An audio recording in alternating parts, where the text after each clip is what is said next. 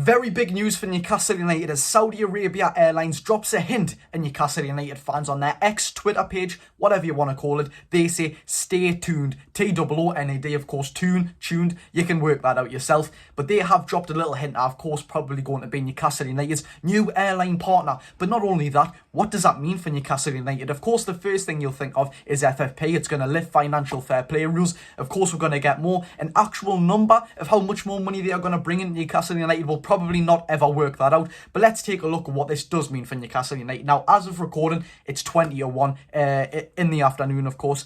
There hasn't been so much on this actual sort of news, you could say. There's been no sources. It's literally just been put out by Saudi Airlines on their X/Twitter page.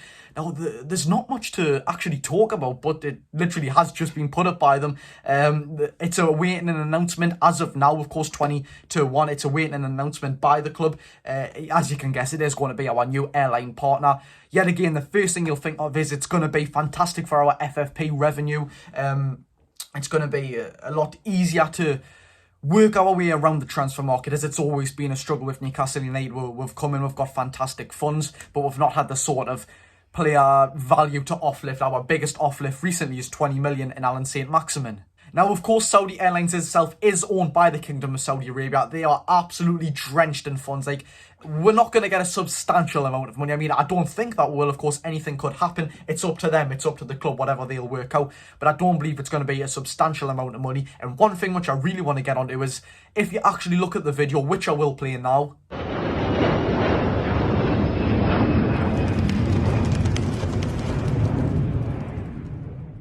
You can see in this photo here, which will be up on the screen now, St James's Park is kind of faded in the background. Now, people believe that it could be the naming rights to St James's Park. In my opinion, it would be a very big amount of money to change the historic name of St James's Park to, I don't know, what could be Saudi Arabia Airlines, Saudi Airlines Arena. That I would dread being called Arena. I think it's so modernised, and I wouldn't say it's of what rival fans will probably say, oh, you sold your soul, etc. I wouldn't say we're sold, but it would be an unfortunate loss of identity. Yet again, Saudi Airlines Arena, I don't like that. If we could keep St James's Park in the name, that would be fantastic. Of course, it's always been our name. I wouldn't like to change it, but if financial fair play rules could be lifted for Newcastle, these things have to happen, you know, to get to that next step. These things do have to happen. And yet again, this is just exposing Newcastle United to the whole world, the global fan base, which we are trying to achieve and be the biggest club in the world. Of course, I mean, Real Madrid have absolutely clear of every single club in world football. There's 15 UCLs they've got. They are just, I don't get how good they are. I'm pretty sure they've got more than that. I'm sure they might have 50. I don't know. It's off the top of my head. I don't research stuff like that. Someone called us out for saying Jude Bellingham. I said he was 22 and not 20. That's because I'm going on a complete tangent, as I am right now. But what I was going to say is we are just exposing ourselves yet again to the Saudi community. And I was speaking to some Saudi Arabians at the Saudi Arabia v Costa Rica game. They were like, oh, everyone in Saudi Arabia loves Newcastle. Everyone supports them here. And even people, you know, before the game were coming up to me, oh, I follow you on TikTok, I follow you on Instagram.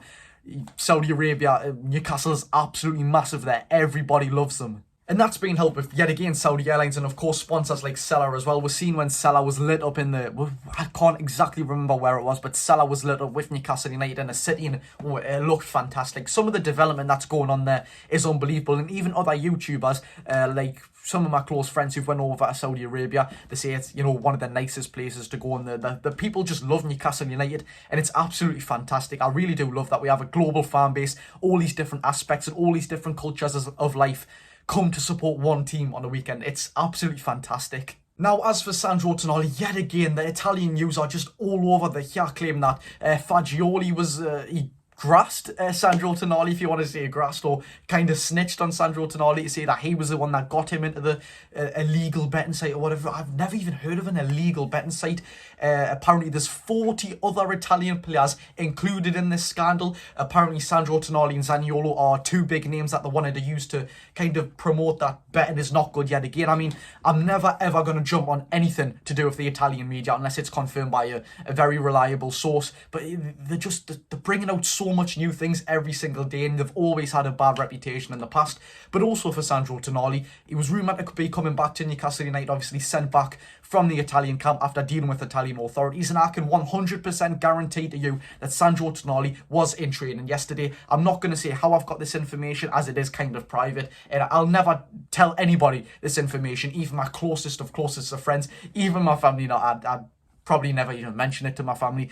But the thing is, I have got this information, and Sandro Tonali was in training yesterday. Yet again, I'll never ever say who that was, because I respect that they've given me that information. We also might have to wait until December to find out what is going to happen to Sandro Tonali. It's unfortunate that if he is being, proved not guilty, that he's had to deal with all of this, but yet again, we won't jump on anything until the final word has been said. That's all we need to wait for. And I forgot to add this bit in, but yes, Sandro Tonali is eligible to play for Newcastle United until the case is closed, disclosed, whatever you want to call it, and he can play on Saturday, of course. But you let me know in the comments, hence why the reason I'm making this video. Sorry it was a short one as well. There's literally no sources, there's no news articles about it. It is just a singular post by Saudi Airlines on their X page. But you let me know in the comments, what do you think of this? And more importantly, would you allow a St James's Park name change? That is the big question, because of course it's so historic.